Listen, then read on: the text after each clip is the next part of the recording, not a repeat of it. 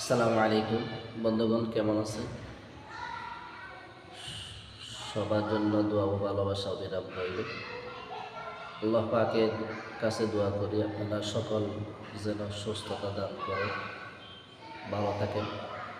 এখন আমি আপনাদের সাথে কিছু জানাজার বিষয় নিয়ে কথা বলবো।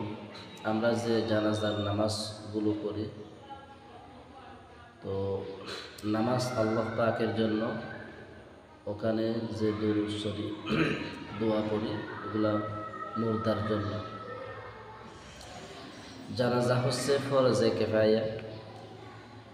জানাজা যদি এলাকার কেউ মানুষ যদি আদায় না করে, এলাকার সবাই গুনাহগার হইবে।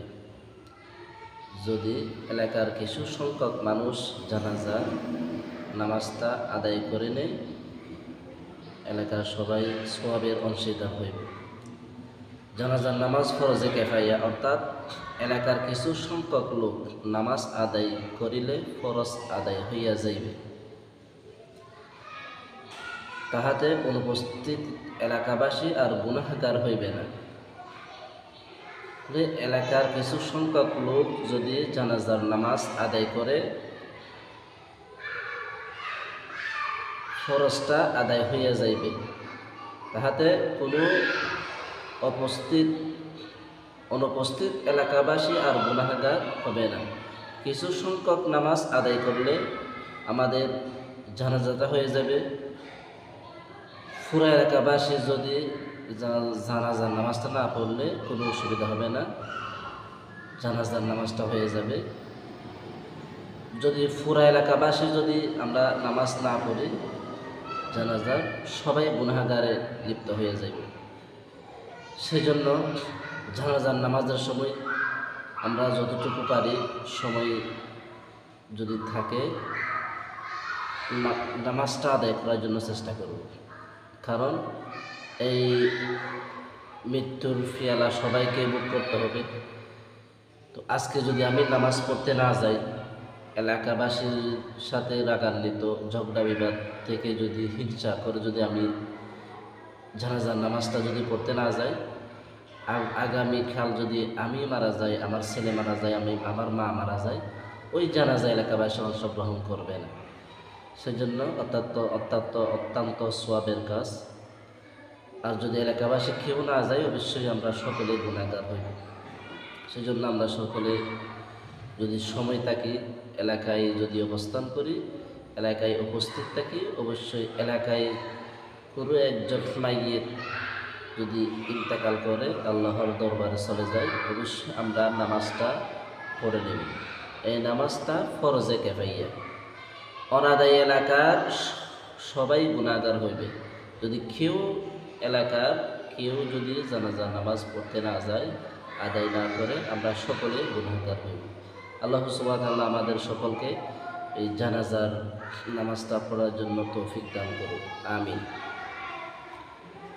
এখন আমি আপনাদেরকে বলবো জানাজার নামাজে কি কি পড়তে হয়।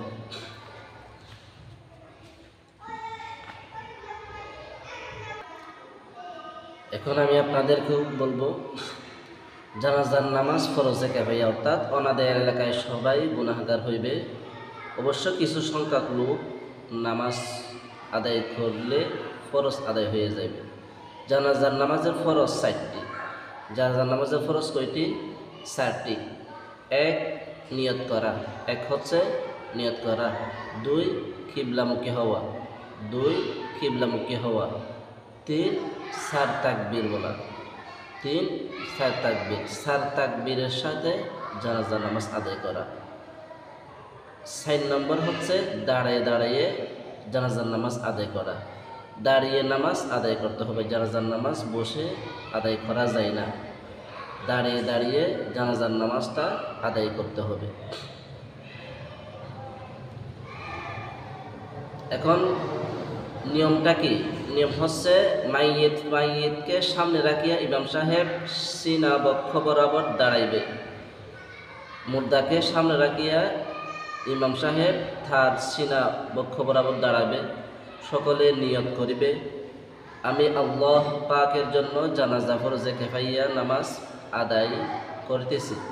এবং এই মাইয়িতের জন্য দোয়া করতেছি। আমি আল্লাহ পাকের জন্য জানাজার ফরজে কিফায়ার নামাজ আদায় করতেছি এবং মাইয়িতের জন্য দোয়া করতেছি।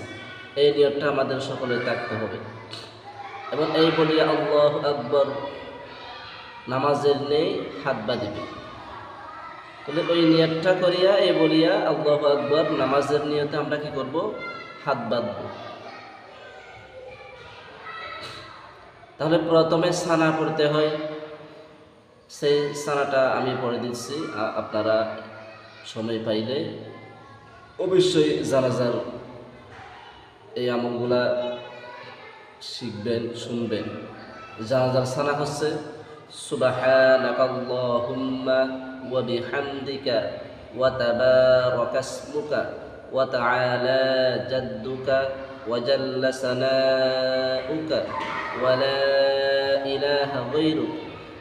এ হচ্ছে সানা। প্রথম তাকবীরে আমরা কি পড়ব? সানা পড়ব। তারপর দুরূদ শরীফ, আল্লাহু আকবার বলে দুরূদ শরীফ পড়ব। দুরূদ শরীফ কোনটা পড়ব? যেটা আমরা দুরূদ ইব্রাহিম, যেটা আমরা নামাজে পড়ি। আমি তবে একবার পড়ে দিতেছি। আল্লাহুম্মা সাল্লি আলা মুহাম্মাদিন ওয়া আলা আলি মুহাম্মাদ কামা সাল্লাইতা আলা ইব্রাহিম ওয়া আলা আলি ইব্রাহিম ইন্নাকা হামিদুম মাজিদ। আল্লাহুম্মা বারিক আলা মুহাম্মাদিন ওয়া আলা আলি মুহাম্মাদ كما باركت على إبراهيم وعلى آل إبراهيم إنك حميد مجيد। তারপর পুনরায় তৃতীয় তাকবীর। পুনরায় তৃতীয় তাকবীরে মাইয়িতের জন্য আমরা দোয়াটা করব। বালেগা মেয়ে, বালেগা ছেলে যদি হয়, আমরা তৃতীয় তাকবীরে, প্রথম তাকবীরে সানা পড়ব, দ্বিতীয় তাকবীরে দরুদ শরীফ পড়ব, তৃতীয় তাকবীরে দোয়া পড়ব। যদি বালেগা মেয়ে হয়, বালেগা ছেলে হয়, সেই দোয়াটা হচ্ছে এই আল্লাহুম্মা গফির লিহাইয়িনা ওয়া মাইয়িতিনা ওয়া শাহিদিনা ওয়া গায়িবিনা ওয়া সগীরিনা ওয়া কাবীরিনা ওয়া যাকারিনা ওয়া উনসানা আল্লাহুম্মা মান আহইয়াইতাহু মিন্না فأحيه على الإسلام ومن توفيته منا فتوفه على الإيمان।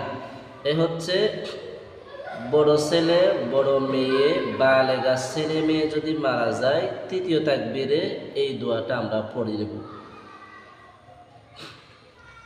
আমাদের আরেকটা কাজ হচ্ছে, যদি ছোট ছেলে, নাবালেগ ছেলে, নাবালেগ মেয়ে যদি মারা যায়, অবশ্যই আমরা কি করব? এই দোয়াটা পড়ব। নাবালেগ ছেলের জন্য এই দোয়াটা পড়ব তৃতীয় তাকবীরে। আল্লাহুম্মা জাআলহু লানা ফারতাও ওয়া জাআলহু লানা আজরাও ওয়া দুখরা ওয়া জাআলহু লানা শাফিআন ওয়া মুশাফফাআ। এ হচ্ছে নাবালেগ ছেলের জন্য। যদি নাবালেগ মেয়ে যদি মারা যায়, তৃতীয় তাকবীরে আমরা এই দোয়াটা পড়ব। আল্লাহুম্মা জাআলহা লানা ফারতাও ওয়া জাআলহা লানা আজরাও ওয়া দুখরা ওয়া জাআলহা লানা শাফিআতাও ওয়া মুশাফফাআ। তাহলে প্রথম তাকবীরে আমরা সানা পড়ব, দ্বিতীয় তাকবীরে দরুদ শরীফ পড়ব, তৃতীয় তাকবীরে মাইয়িতের জন্য দোয়া পড়ব। বড় হলে বড়দের জন্য বড়টা দোয়া পড়ব, ছোট হলে ছোটদের জন্য ছোট দোয়াগুলা পড়ব। এগুলো আমাদের খেয়াল রেখে অবশ্যই বালেগা মেয়ে, বালেগা ছেলের জন্য কোন দোয়া পড়তে হয়, আর নাবালেগা ছেলে, নাবালেগা মেয়ের জন্য কোন দোয়া পড়তে হয়, অবশ্যই আমরা খেয়াল করে আমরা কি করব? এই দোয়াগুলো পড়ব। এই হচ্ছে জানাজার বিষয়। যতটুকু এই শেয়ার করতে পেরেছি, আশা করি আপনারা বুঝতে পারছেন। যদিও আমরা যদি বুঝতে না পারি, আমরা কমেন্টে জানাবো। আশা করি সবাই বুঝতে পারছেন। নতুন হয়ে থাকলে চ্যানেলটা সাবস্ক্রাইব করে পাশে রইব। এই চ্যানেলে প্রতিদিন নিত্য নতুন ইসলামিক আলোচনা, ইসলামিক কিছু ভিডিও ছাড়া হবে। আমরা সকলে শরীর অবশ্যই উপকৃত হইব। সবার জন্য ভালোবাসা রইল। আল্লাহ হাফেজ। আসসালামু আলাইকুম।